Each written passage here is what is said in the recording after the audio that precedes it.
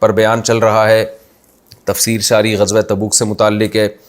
تو غزوہ تبوک میں نے جیسے عرض کیا تھا کہ منافقین نے بہت بہانے کیے تھے، تو بہت زیادہ اس میں منافقین کا تذکرہ ہے، اور اس پورے رکوع میں منافقین ہی سے متعلق بات ہے۔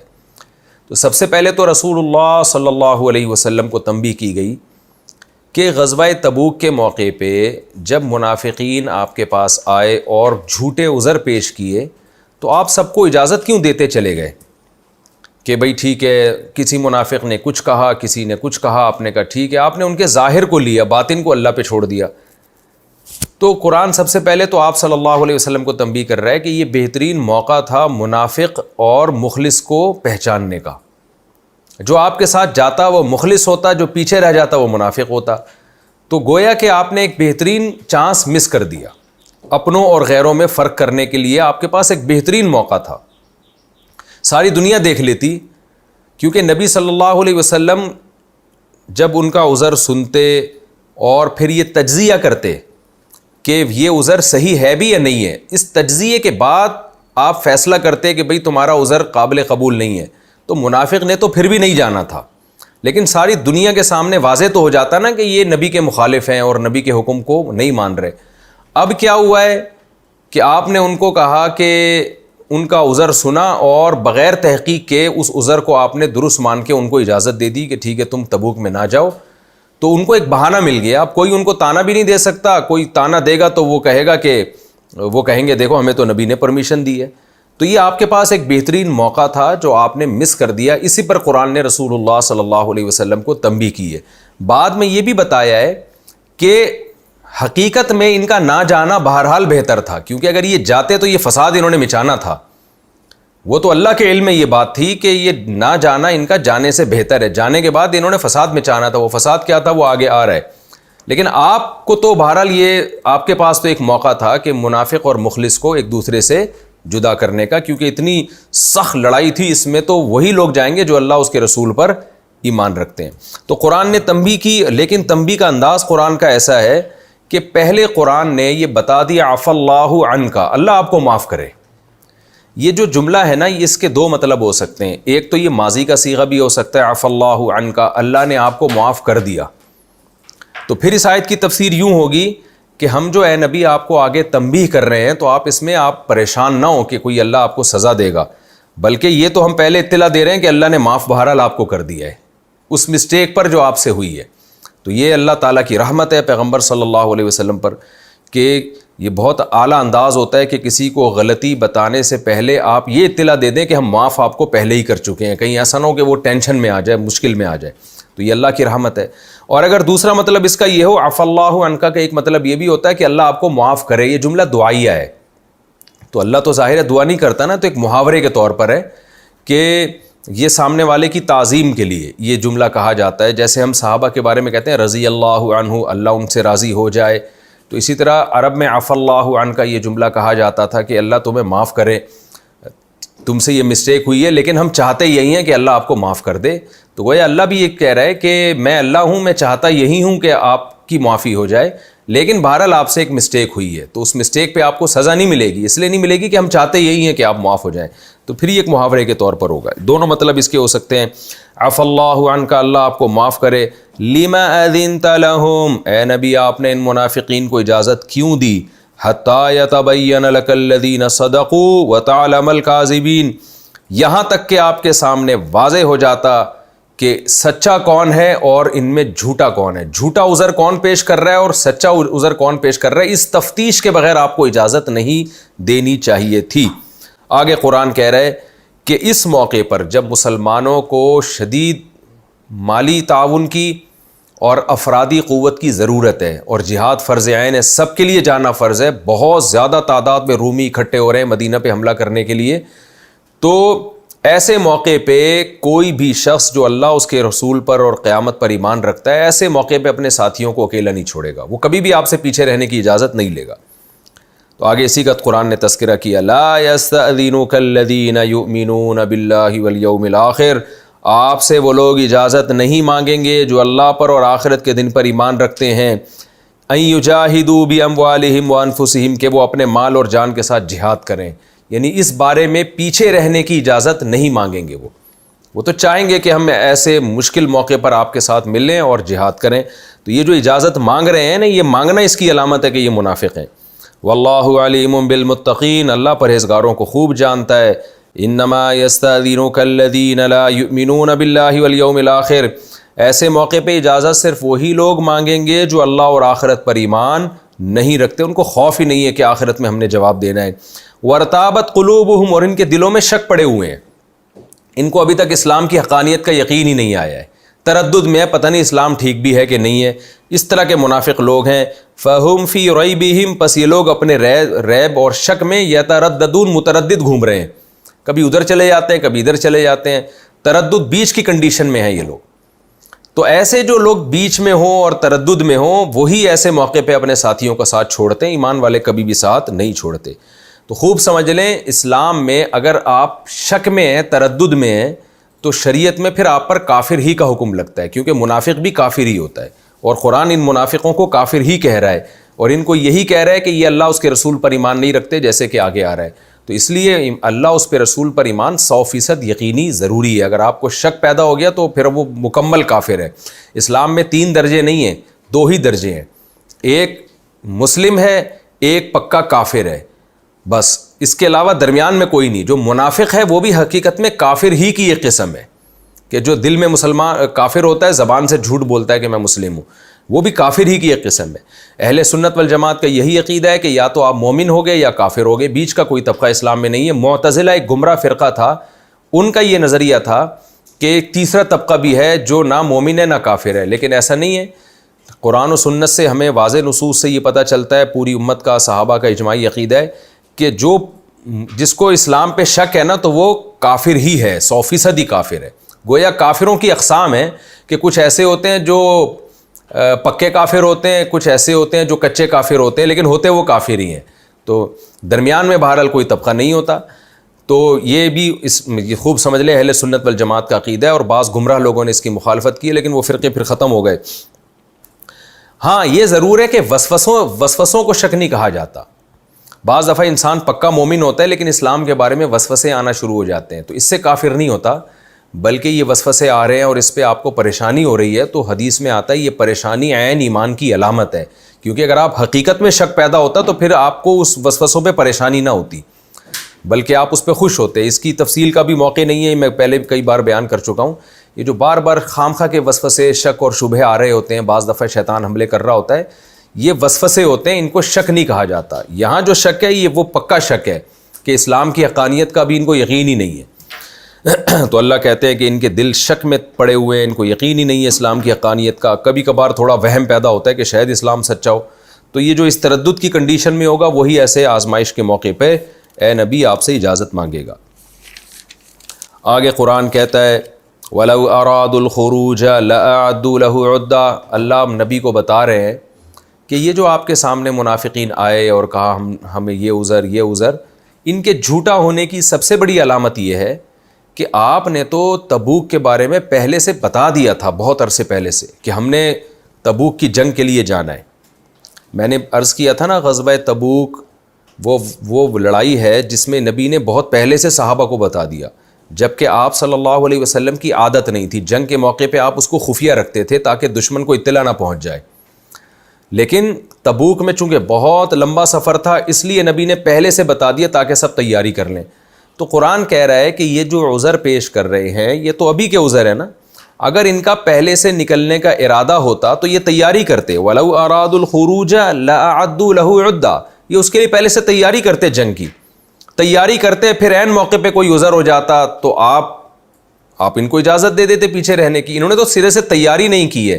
یہ اس کی علامت ہے کہ ان کا پہلے سے ہی جانے کا پروگرام تھا ہی نہیں. لیکن ہوا کیا ہے، کریہ اللہ بعثہم، اللہ نے ان کے نکلنے کو ناپسند کیا. یعنی اللہ نے ان کے منافقت کی وجہ سے، بدعمالیوں کی وجہ سے جہاد میں نکلنے کی توفیق سلب کر لی. اللہ چاہتا ہی نہیں تھا یہ کمبخت لوگ جہاد میں نکلیں اور ان کو اللہ کی راہ میں لڑنے کی فضیلت حاصل ہو. فثبتہم، پس اللہ نے ان کو پیچھے بٹھا دیا. وقیلا، اور ان سے کہا گیا، یعنی ان کے دل میں یہ القاء کیا گیا کیا کہا گیا؟ اقعدوا مع القاعدین، پیچھے بیٹھنے والے ہوتے ہیں نا جو عورتیں معذور، ان کے ساتھ تم بھی بیٹھ جاؤ، حالانکہ تم نہ عورت ہو نہ تم معذور ہو، لیکن ایک ذلت کی بات، یعنی ذلت سے کنایا ہے یہ، کہ ہم جیسے کہتے ہیں نا تو بھی بیٹھ جا پیچھے بچوں میں معذوروں میں بیٹھ جا، ہٹا کٹا جوان ہے لیکن تو ایسا کر تو بھی جا کے معذوروں میں جا کے بیٹھ جا، تو یہ بڑے تانے کی بات ہوتی ہے۔ تو قرآن بھی کہہ رہے ہیں ان سے کہا گیا اقعدوا مع القاعدین کہ تم بھی معذوروں میں بیٹھ جاؤ، یعنی جب ان سے یہ دل میں ان کے الہام آیا تو ان کو غیرت نہیں آئی کہ نا نا نا ہم تو نہیں، ہم معذور تھوڑی ہیں، غیرت نہیں آئی بلکہ بے غیرت بن کے بیٹھ گئے۔ تو یہ اللہ کی طرف سے نیکی کی توفیق سلب کی گئی ہے۔ اس پر میں کئی بار تفسیر کے لیکچر میں بتا چکا ہوں کہ انسان خود ہی بدعملی کرتا ہے تو پھر اس بدعملی کی بدلے میں اللہ اس سے نیکی کی توفیق اور زیادہ چھین لیتے ہیں، اور جب آپ نیکی کی طرف آتے ہو تو مزید توفیقیں ملتی ہیں، برائی کی طرف جاتے ہو تو نیکی کی توفیق سلب ہونے کا خطرہ ہوتا ہے۔ تو یہی قرآن بیان کر رہا ہے کہ اللہ نے چاہا ہی نہیں تھا کہ یہ لوگ نکلیں، اور ان سے کہا گیا کہ پیچھے تم بیٹھ جاؤ عورتوں اور بچوں میں معذوروں میں، تو یہ بیٹھ گئے، بس یہ اللہ کی طرف سے ہوا ہے۔ کیوں؟ لو خرجوا فیکم، اس لیے کہ اگر یہ لوگ آپ میں نکلتے، ما زادوکم الا خبالا، تو یہ نہیں بڑھائیں گے آپ کو مگر فساد کے اعتبار سے، یعنی اگر یہ آپ میں نکلتے تو فساد میں اضافہ کرتے۔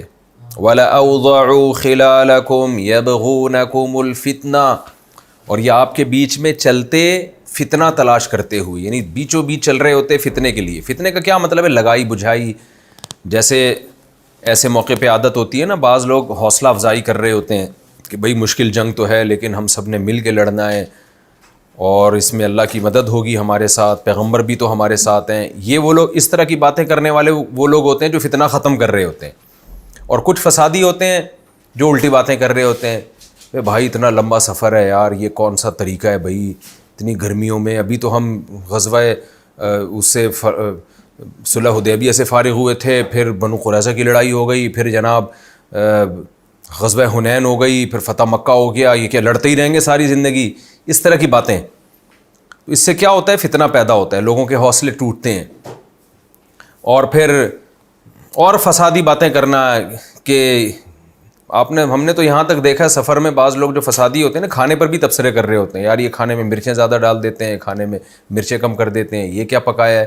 تو معاشرے میں اس طرح کے لوگ ہمیشہ ہوتے ہیں، تو اللہ کہہ رہے ہیں یہ لوگ بھی فتنہ فساد پھیلاتے ہیں۔ وَفِيكُمْ سَمَّاعُونَ لَهُمْ، اور تم میں کچھ لوگ ایسے ہیں جو ان کی بات خوب شوق سے سنتے ہیں، غور سے، یعنی کچھ مخلص لوگ ہیں لیکن وہ مضبوط نہیں ہوتے، وہ سنی سنائی باتوں سے فتنے میں مبتلا ہوتے ہیں۔ جو مضبوط لوگ ہوتے ہیں نا، وہ کیا کرتے ہیں کہ بھئی جو اس طرح کی فتنوں کی باتیں کر رہے ہیں سننا ہی نہیں ہے، لیکن کچھ لوگ کیا ہوتے ہیں، غور سے سننا شروع کر دیتے ہیں، سادہ لوگ ہوتے ہیں، ان میں اتنے میچور نہیں ہوتے، تو وہ ان کی باتوں سے متاثر ہو جاتے ہیں اور ان کے حوصلے ٹوٹتے ہیں۔ تو اللہ فرماتے ہیں تم میں ایسے لوگ ہیں جو ان کی باتیں سن لیتے۔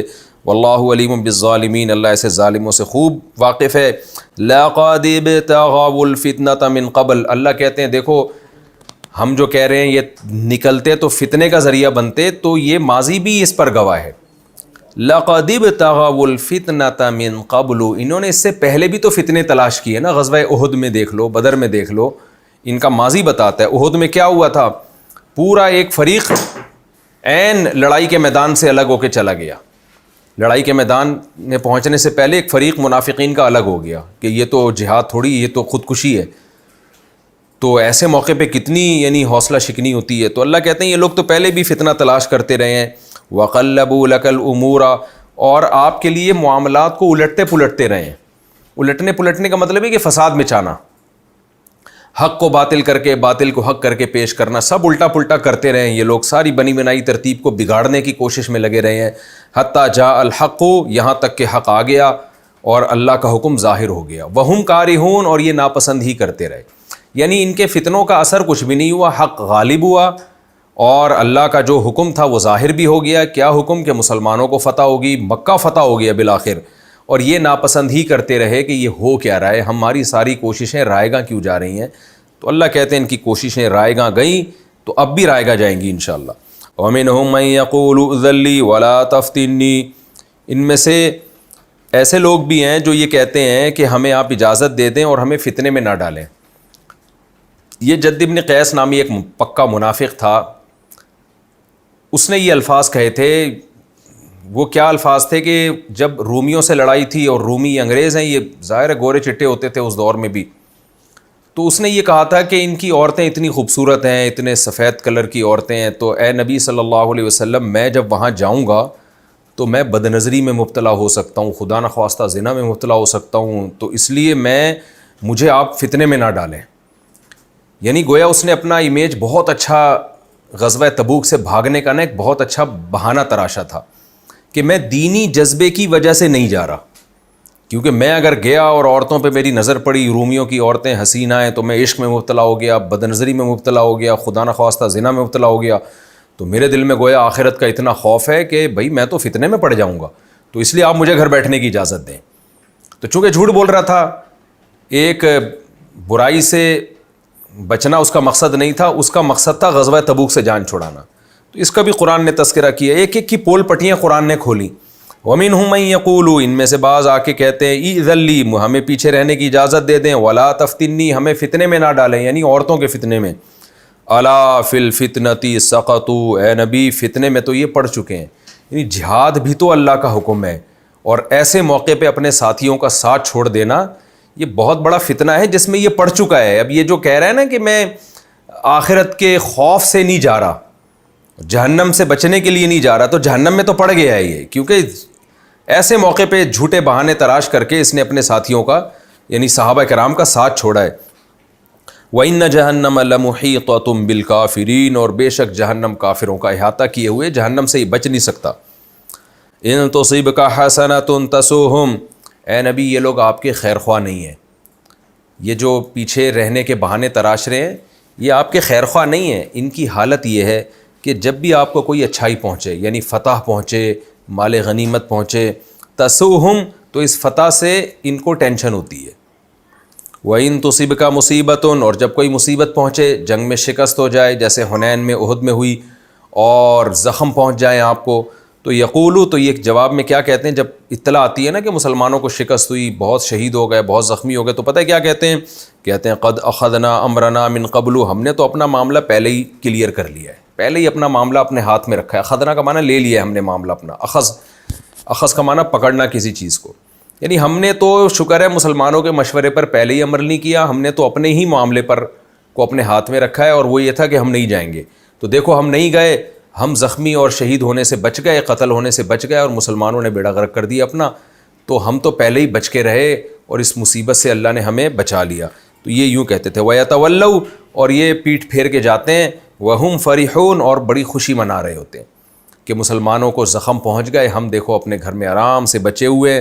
تو اے نبی آپ ان کو جواب میں کہہ دیجئے قُل لَن يُصِيبَنَا إِلَّا مَا كَتَبَ اللَّهُ لَنَا، ہمیں جو جنگ میں شکست ہوتی ہے یا ہم زخمی ہوتے ہیں یا نقصان ہوتا ہے تو ہمیں نہیں پہنچتی مگر وہ مصیبت جو ہمارے رب نے ہمارے لیے لکھ دی ہے، اللہ نے لکھ دی ہے۔ تو اللہ ظاہر ہے ہمارا برا تھوڑی سوچتا ہے، اس نے ہماری خیر خواہی کے لیے مصیبت لکھی ہے، تو اس مصیبت پہ تم خوش ہو رہے ہو، اور اس پہ خوش ہو رہے کہ تم اس مصیبت سے بچ گئے۔ تو ہمیں جو مصیبت پہنچتی ہے وہ مصیبت ہے جو اللہ نے ہمارے لیے لکھ دی ہے۔ ہوا مولانا، وہ ہمارا دوست ہے، دوست کے لیے بری چیز نہیں لکھتا۔ وعلی اللہ فلیتوکل المؤمنون، اور ایمان والوں کو تو چاہیے وہ اللہ ہی پر اعتماد کریں۔ تو ہم تو اللہ پر اعتماد کرتے ہیں، جو مصیبت پہنچ جائے کوئی بات نہیں، اس میں ہماری خیر ہے، لیکن تمہارا معاملہ کیا ہے؟ قل هل تربصون بنا، اے نبی آپ ان سے کہہ دیجئے کہ تم انتظار نہیں کر رہے ہمارے ساتھ، الا احدى الحسنیین، دو اچھائیوں میں سے ایک کا۔ ہمارے بارے میں جو تم انتظار کر رہے ہو نا، یا تو ہمیں فتح ہوگی یا شکست ہوگی، تو دونوں اچھائیاں ہیں ہمارے حق میں، تو دونوں اچھائیوں میں سے ایک کے تم انتظار کر رہے ہو۔ یعنی تم جو یہ سمجھتے ہو کہ مسلمانوں کو شکست ہو جائے گی اور ان کو مصیبت پہنچے گی، تو یہ مصیبت نہیں ہے، یہ بھی حسنہ ہے، یہ بھی اچھائی ہے۔ کیوں؟ اس میں بھی یہ بھی ہمارے رب کی طرف سے پہنچی ہے، اس میں وہ ہمارے درجات بلند کرے گا، ہماری خطاؤں کو معاف کرے گا، اس کے بدلے میں ہمیں جنت دے گا۔ تو ہم دے دو اچھائیوں، اور اگر فتح ہو گئی تو یہ بھی ایک اچھائی ہے، دنیا میں بھی اللہ نے عزت دے دی، مال غنیمت دے دیا۔ تو تم جو ہمارے بارے میں انتظار کر رہے ہو نا کہ ہمارا فیوچر کیا ہے، تو ہمارا فیوچر تو واضح ہے، شکست ہے یا فتح ہے، دونوں میں اچھائی ہے، کیونکہ شکست ہے تو وہ بھی اللہ نے لکھی ہے، اور فتح ہے تو وہ بھی اللہ نے لکھی ہے، وہ تو واقعی اچھائی ہے۔ دونوں اچھائیوں میں سے ایک کا انتظار کر رہے ہو۔ وَنَحْنُ نَتَرَبَّصُ بِكُمْ، لیکن ہم جو تمہارے بارے میں انتظار کر رہے ہیں، وہ برائی ہی برائی ہے، وہ اچھائی نہیں ہے۔ وہ برائی کیا ہے؟ ان یصیبکم اللہ بعذاب من عنده، کہ اللہ تمہیں دے گا اپنی طرف سے عذاب، پہنچائے گا اپنی طرف سے عذاب تمہارے کفر اور نفاق کی وجہ سے۔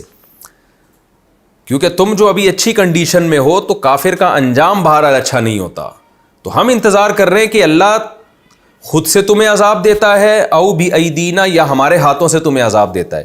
ہمارے ہاتھوں سے کیسے عذاب دے گا؟ اللہ بتا دے گا نبی کو کہ یہ پکے کافر ہیں، ان کے ساتھ اسی طرح جنگ ہونی چاہیے جس طرح عام کافروں کے ساتھ ہو رہی ہے۔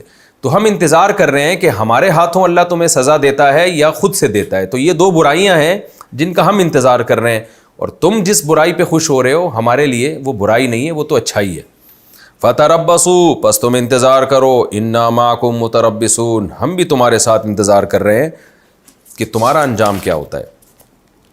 قل انفقوا طوعا او کرہا لن يتقبل منکم، اے نبی ان سے کہہ دیجئے تم خوشی سے یا مجبوری سے خرچ کرو، کسی بھی صورت میں تمہارا صدقہ اللہ کی طرف سے قبول نہیں کیا جائے گا۔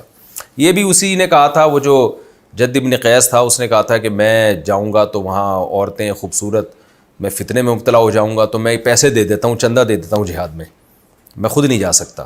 وہ مالدار آدمی تھا، اس کے لیے چندہ دینا کوئی مشکل نہیں تھا۔ تو قرآن نے کہا کہ تم خوشی سے دو یا مجبوری میں دو، تمہارا یہ چندہ قابل قبول نہیں ہے۔